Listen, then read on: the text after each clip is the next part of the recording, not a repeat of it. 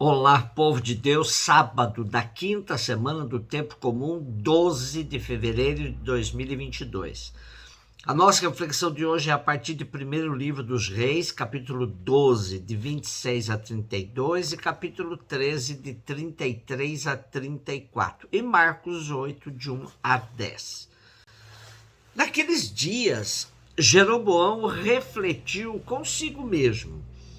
Como estão as coisas? O reino vai voltar à casa de Davi? Se esse povo continuar a subir ao templo do Senhor em Jerusalém para oferecer sacrifícios, seu coração se voltará para o seu soberano, Roboão, rei de Judá. Eles me matarão e se voltarão para Roboão, rei de Judá. Depois de ter refletido bem, o rei fez 2 bezerros de ouro e disse ao povo: não subais mais a Jerusalém.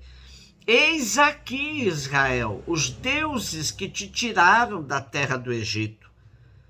Ele colocou um bezerro em Betel e outro em Dó. Isto foi ocasião de pecado, pois o povo ia em procissão até Dó para adorar um dos bezerros. Jeroboão construiu também templos em lugares altos e designou como sacerdotes homens tirados do povo que não eram filhos de Levi, e instituiu uma festa no dia 15 do 8º mês, à semelhança da que era celebrada em Judá. E subiu ao altar, fez a mesma coisa em Betel para sacrificar aos bezerros que havia feito. E estabeleceu em Betel sacerdotes nos santuários que tinha construído nos lugares altos. E depois disso, Jeroboão não abandonou seu mau caminho, mas continuou a tomar homens do meio do povo e a constituí-los sacerdotes dos santuários dos lugares altos. Todo aquele que queria era consagrado e se tornava sacerdote dos lugares altos. Esse modo de proceder fez cair em pecado a casa de Jeroboão e provocou a sua ruína e o seu extermínio da face da terra. Impressionante como a vida política de Israel estava conectada com a religião. Uma vez dividido os reinos, Jeroboão acabou descambando para a idolatria, construindo templos, fazendo bezerros de ouro, induzindo o povo a adorá-los, evitando que fossem a Jerusalém no templo de todos os israelitas.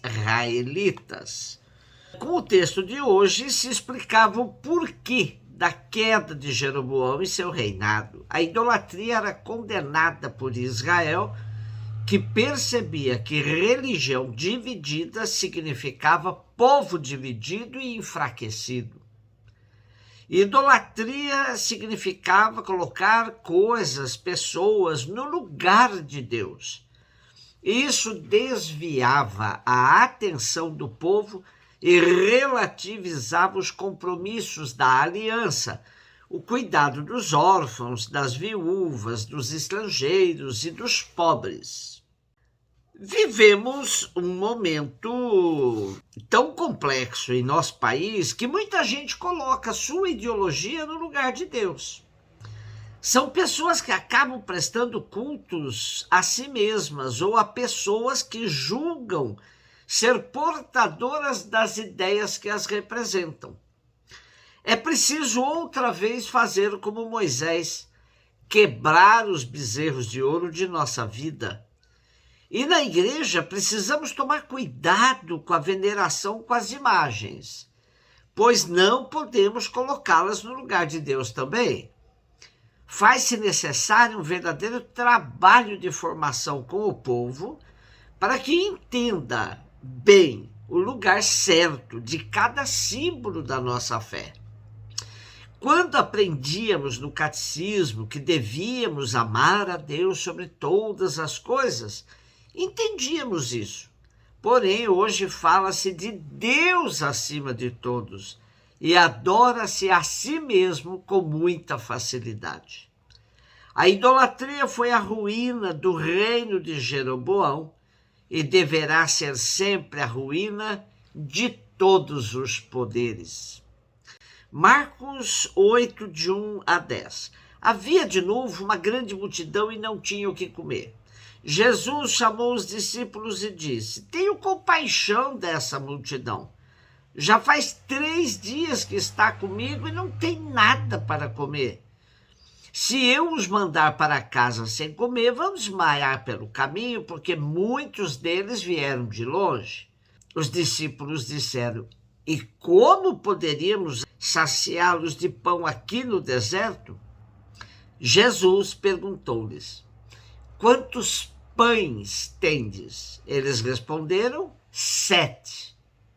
Jesus mandou que a multidão se sentasse no chão. Depois pegou os 7 pães e deu graças, partiu-os e ia dando aos seus discípulos para que os distribuíssem. E eles os distribuíram ao povo. Tinham também alguns peixinhos. Depois de pronunciar a bênção sobre eles, mandou que os distribuíssem também. Comeram e ficaram satisfeitos e recolheram 7 cestos com os pedaços que sobraram. Eram 4.000, mais ou menos. E Jesus os despediu, subindo logo na barca com seus discípulos. Logo após, foi para a região de Dalmanuta. Marcos sempre destaca a sensibilidade de Jesus frente ao povo que se aproxima dele para o escutar. Vejam que Jesus diz que faz 3 dias que a multidão está com ele. Jesus, como bom pastor, tem compaixão do povo. O cenário é do deserto, lugar de provação e sem condições para o povo se saciar de sua fome e sede. Frente à situação, Jesus provoca os seus discípulos que ainda estão presos em outra lógica, a lógica do comprar, a lógica do adquirir pelo meio do comércio. Mas Jesus aponta outra solução, pois sabia que ainda pouco, ainda que fosse muito pouquinho, algo havia no meio deles. Quantos pães tendes? 7? Ora, 7 sabemos que é um número pleno, um número perfeito. Portanto, a expressão 7 pães nunca pode ser entendida matematicamente. Depois, a cena descrita é eucarística, isto é, de ação de graças. Jesus tomou os pães, deu graças, os partiu e os deu aos seus discípulos para que os desse ao povo. Gesto repetido com os peixinhos encontrados nos embornais do povo. Aqui a Eucaristia é plena, pois sua função é essa mesma, ou seja, saciar a fome do povo. Eucaristia que não sacia a fome do povo vira ação mágica. Refeição abundante, pois todos comeram, ficaram saciados, satisfeitos, e ainda sobrou.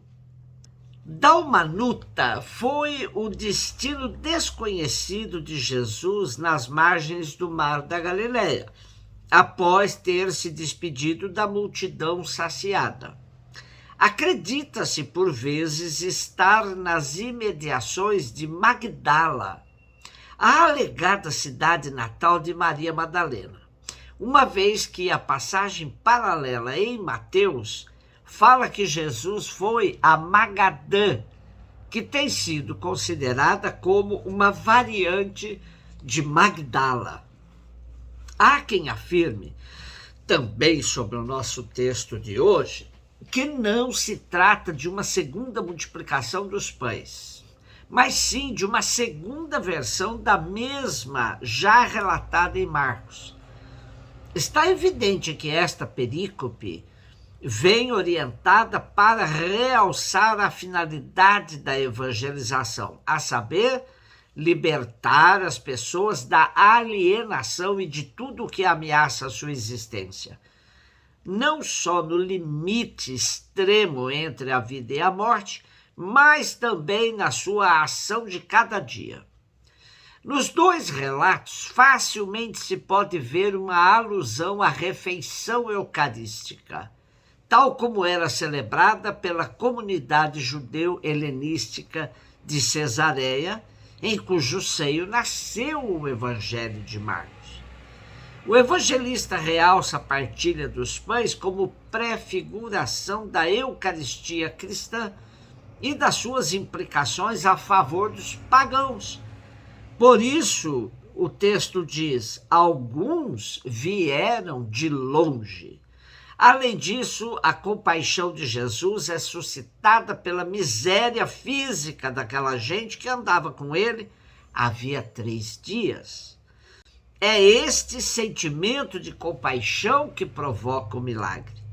É esse mesmo sentimento que há de levar à partilha na comunidade em favor dos famintos e desprezados. Um beijo no seu coração.